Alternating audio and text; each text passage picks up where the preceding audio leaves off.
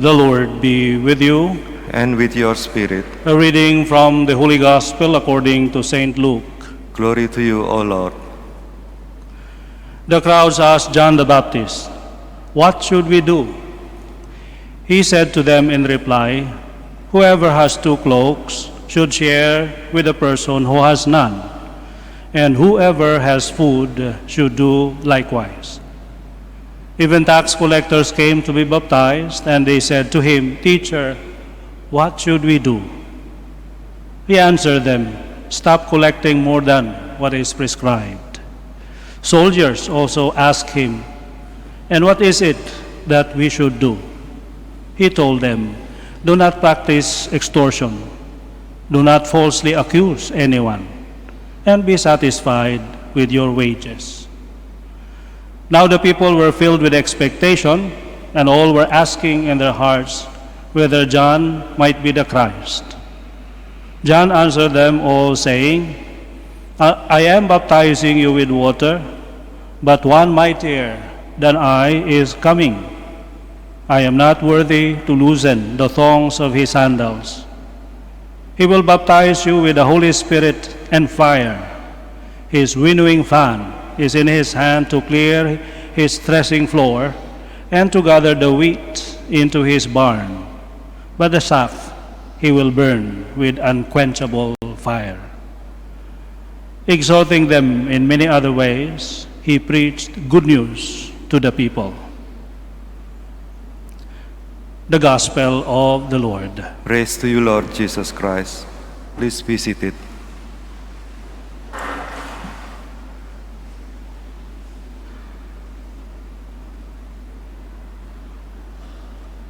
When we see the signal lights of the car we are following, the right side, blinking, then we know that this car would turn right. When we see it blinking, the one on the left side, most likely he would turn left. And when we see the red lights on, meaning the brake lights, be ready because this car is stopping. That's what signs are for. It would give us the indication which way to turn and what this driver is thinking. Is he stopping or is he speeding up? We know this, and we know also that the one that turns or make the car turns right or turns left or stop is not the signal light. It's the driver, the one doing the turning and the stopping. And the car stops not because of the signal lights, but because of the driver acting on his intention. Now, this is what we are being reminded of today's gospel reading by John the Baptist. That if we were to prepare for the coming of the Lord, good intention is not enough. Good intention is good for a start, but it's not enough to complete the process. We really have to act on it. We really have to do something. It's not enough for us to wish for good things and to desire and to dream for good things. We really have to do good things. Now, there is this question, what should we do? Now, if we look at the answers of John the Baptist, he was not actually so demanding as to ask from a person what is extraordinary. Objectively. Yeah, because when we look at the soldier, they were actually Roman soldiers who were so touched by his preaching, so they come also. And they were so moved, and they would like to act on what they have discovered. Then they ask, what shall we do? And knowing their predicament, they are soldiers, and normally soldiers, their way of being bad soldiers is to extort money, and then of course to accuse falsely somebody. sometimes even plant evidence so that the person whom they would like to fall and to be incarcerated, to be imprisoned, even if the person may be innocent, is to plant evidences that's accusing them falsely. And they have the power because they have the pen and they have the sword, meaning the gun. So, especially during martial law, meaning when the militaries are the ones ruling the country, there can be arrest without warrant. So they can really abuse power. And absolute power corrupts absolutely. So what did John say? Just stop being a false witness to your neighbor, but rather defend them. He did not tell the soldiers, okay, stop from being a soldier. From now you go to the mountains or to the desert, spend 1 year being a hermit, eat only locusts. That's just like what I did. No, he did not demand those things, but rather just to be honest and to be a person of integrity. Now that sounds simple, but a person who is already used to extorting, that's a big step. Because that's a step from being bad to being good. But really, it's basic. It's basic. The second thing is the one of the tax collectors. They were actually already Jews, but they have betrayed the Jewish people twice. Why? Because they work for the Romans and they also exact what is beyond the one prescribed. So they really enrich themselves. If you remember this so-called dishonest accountant, or worker, when he was about to be sacked from his job and he was afraid because he cannot work manually, hard labor, and then he has not much also saving, so he would like to prepare for his exit. So he asked the people, how much do you owe from our boss? 100. So he computed 100. Okay. The price was actually 50, meaning the capital was 50 and the additional price was 80, but I added 20. So that's my share, the 20. If I remove the 20, my boss will not be angry because he still has his 30 because the capital is 50. Okay, write 80. He just corrected himself and give up his kickbacks, meaning his corrupt earnings. How much do you owe? 50. Then he looked at the item. Oh, actually, this is less than ano. Then he just removed again his share. That's what John the Baptist asked. Just ask what is prescribed. Don't add more. The people are already hard up because of these taxes and all. Then you add more. Then you have betrayed your people twice. They already felt betrayed because you work for the Romans, the enemies. Then you ask what is beyond prescription, the one that is asked or demanded by law. Just do what is demanded by law. Is that something extraordinary? No, it's normal. But for a person who already gets used to the benefit of earning the easy way and so much earning, it would be a very difficult step. But just the same, it's a simple step. And for those who are already doing good, they have not really extorted anyone, they have not demanded beyond what is prescribed, but they have something to offer. That's why he said, if you have 2 cloaks, give one to those who are suffering from cold because they don't have any. If you have food, share your food. Now, this is a different movement. The first 2 is from bad to good. This one is from good to better. The simple thing is, John the Baptist actually, his demand was very simple. Just take the next good step. If you are good, if you are bad, be good. If you are good, be better until you reach your best.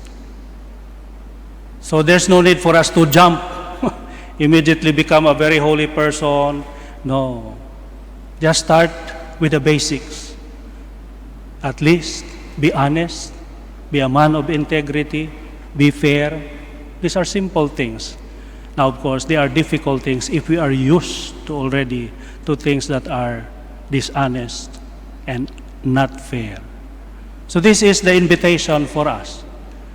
The first invitation is, let us not be satisfied with our good wishes, good intentions. It's good for a start, but it's not good enough to complete the process. Because sometimes some drivers would put the light, blinking to the right, then turn left. That's why accidents happen. At least when you give the signal, do it. Do it. So that people will not be disoriented. So from thinking to acting, that's the emphasis today by John the Baptist. Then our celebration, Gaudete Sunday, meaning a Sunday of rejoicing, would be really true to form. Because today, as you notice, the chasuble is colored rose, not necessarily pink, but rose, and it symbolizes rejoicing or happiness. It's not because it's my favorite color, but rather because it's really prescribed by liturgical color today to emphasize that after 2 weeks of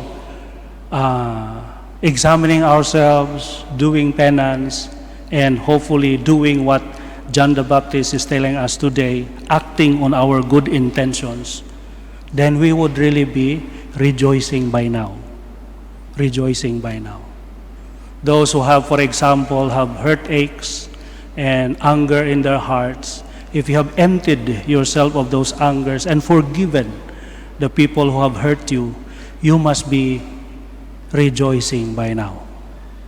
If you also have asked forgiveness, accepted your faults, and asked forgiveness from those whom you have offended, and give due retribution, try to return what you have taken from them to the best of your efforts, then you must be rejoicing by now. If we have also humbled ourselves and asked the Lord for forgiveness and really do some good service to others, helping especially those who are needy, sharing the things that we have to others, striving to become a better person when you are already good, then you must be rejoicing by now. That's the meaning of this Sunday, a day of rejoicing in the process of purifying ourselves, preparing ourselves for the coming of the Lord, because that's the consequence of becoming good from bad and becoming better from being simply good. Now, does it mean that we don't anymore have sufferings, burdens in life? Sometimes it would even mean adding to the burdens and difficulties in life. Because what is joy for a Christian? Well, one illustration is this boy carrying a paralytic younger boy, another kid, on his back. And the person asked him, "Is he heavy?" "No, not really." "Are you tired carrying him?"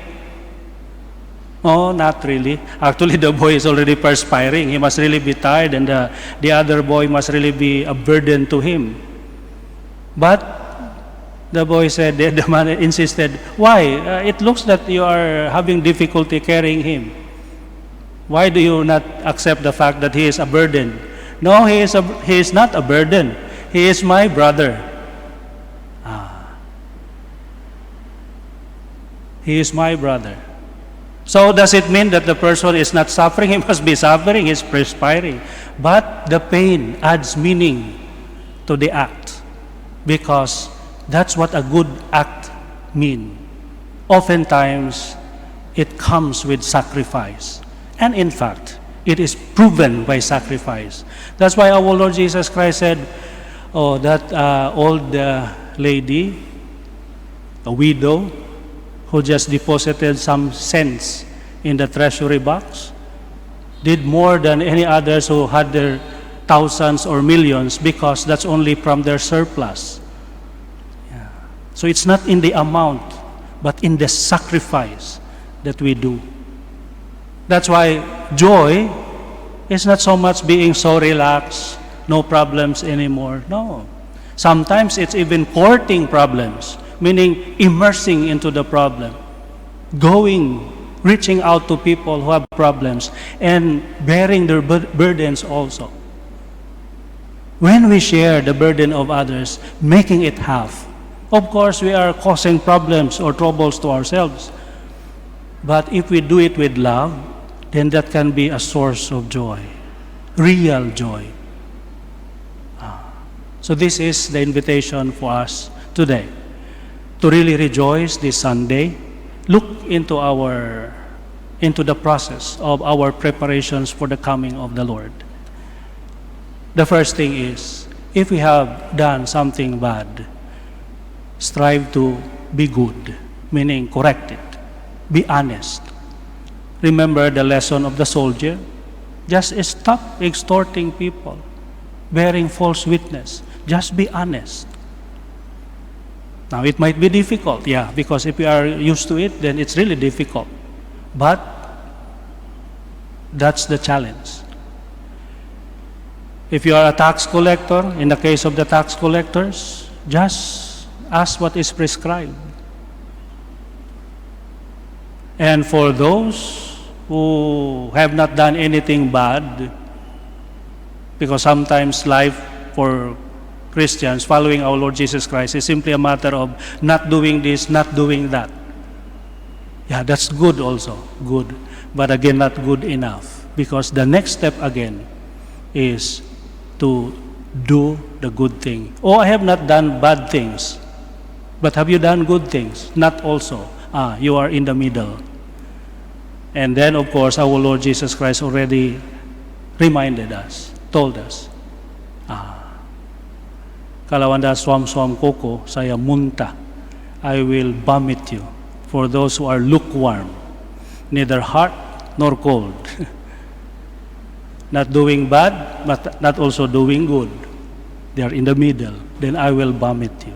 So the challenge for us is to do the next step. So when we ask ourselves now, what shall we do now? The answer is, first, look into where we are now, and then start there. If we have some hatred or resentment to somebody, strive, ask for the grace to be able to forgive, let go. What if the person does not ask for forgiveness, does not even recognize it, and even is so proud? Well, your decision does not depend on this person. Just decide, I forgive him. Whether he continues what he is doing, I don't like to be burdened by this resentment. Then that's the good thing. And then, of course, oftentimes, when that happens, more good things happen. For example, this child, so angry with his father because the father cheated on the mother and the whole family, causing shame to the family. At the beginning, the child was so rebellious and really confronting the father, and they always quarrel. But when finally the child learned to forgive, what is forgiveness? To lower your expectations. I would like my father to be alive, to be healthy, to stay with us, to finance my schooling, and to be faithful with my mother. And he demanded all of this. But the father already committed an error. So every time he sees the father, he's so hurt and therefore rebellious. Now, if you exact all this all the time, then of course there will be no peace between you and the father. So what he did was, okay, I'll give this to him. I do not know what really happened, I cannot be his judge. Okay, I wish that my father is alive, healthy, staying with us, supporting my studies. Well, this one, it's his responsibility. Then he relaxed. Then he was now at peace with the father. When the father felt that, he was so touched. And then he really asked for forgiveness now, because he could sense that his son is not only ready, but so willing to forgive him. Then he confided to his son, it was out of weakness, not out of malice, that I have done this. I am so sorry for what happened. And the son said, yeah, frankly speaking, I also do not understand. I still have this hurt in my heart, but I strive to understand, Father. Hopefully times also, Father, also understand me if I cannot really be totally comfortable with what happened. But you see, I don't judge you.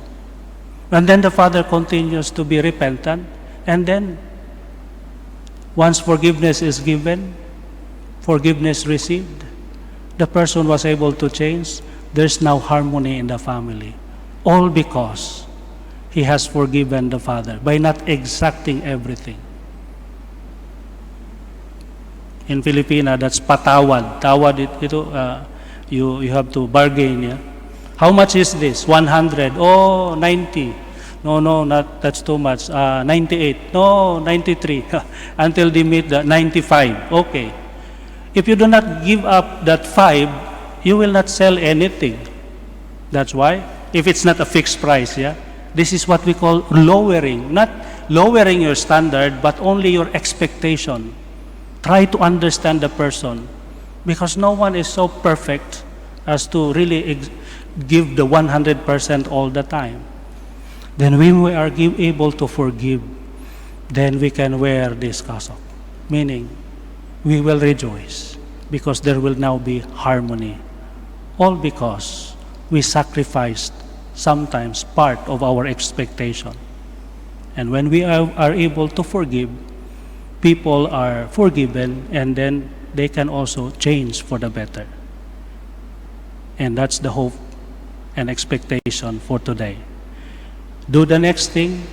Just don't simply intend or wish for it, but really act on it. When you are bad now, be good. If you are already good, strive to be great. Amen.